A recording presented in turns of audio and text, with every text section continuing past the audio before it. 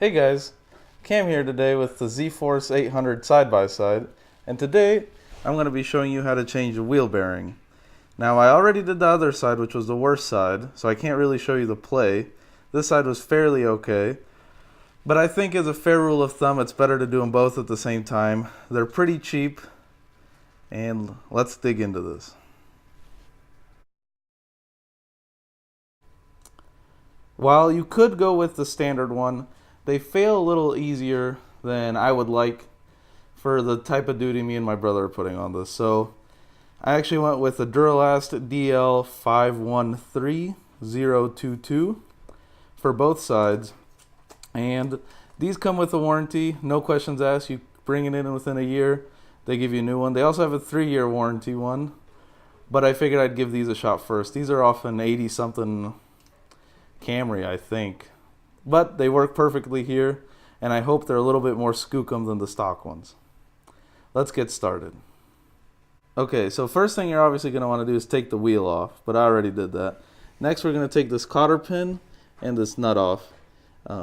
Shouldn't be as tight as a car, and this is pretty new, so I'm not expecting this to be rusted on. It's from the Southwest, so everything should slide out pretty easily. So I'm going to remove this cotter pin and then take this nut and washer off. Alright, so once you get to this point, it's going to be a pretty good indication of how much of a pain in the ass the rest of the process is going to be. If you can push, hard to tell. If you can push that in by hand, that means it's not so rusty that it's stuck, and the rest of the process is going to go fairly easily. That's very good news. Alright, now we're going to want to take the two mounting bracket bolts off.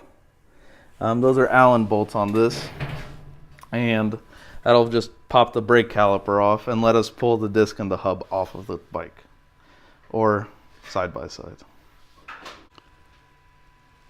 Once you've taken those two bolts off, it'll just slide right out, and place it somewhere where it's not going to be dragging on pulling down on the line. That's probably a bit precarious, but it's okay.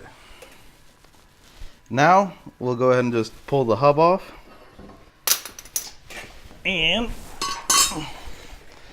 there we see the main offender, which is the ball bearing. But we're going to go ahead and take the whole hub off the car so we can slide this in the press and make everything easier.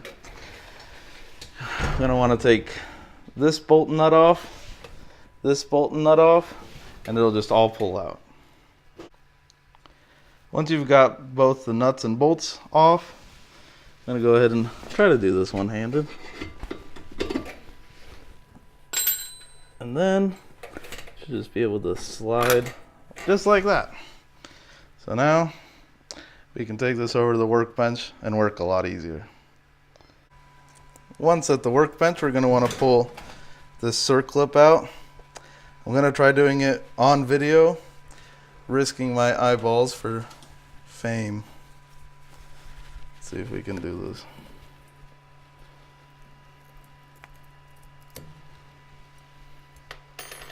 There you go. Now we'll take this over to the press. Not going to be able to film that, it's going to be a bit complicated. But basically going to set this down, put a socket in here, and squeeze it. Welcome to the hydraulic press channel. Alright, so once you press it out, you'll have an old crusty bearing and your hub. Now I'm going to see if I can get some assistance filming this. But what I'm going to do is heat this up. The other bearing's been in the freezer, and hopefully that helps us slide it in a little easier. We're probably still going to need the press, but that's okay. This will at least make it go easier and mar up the inner surface a little less. Let's do that. Recording.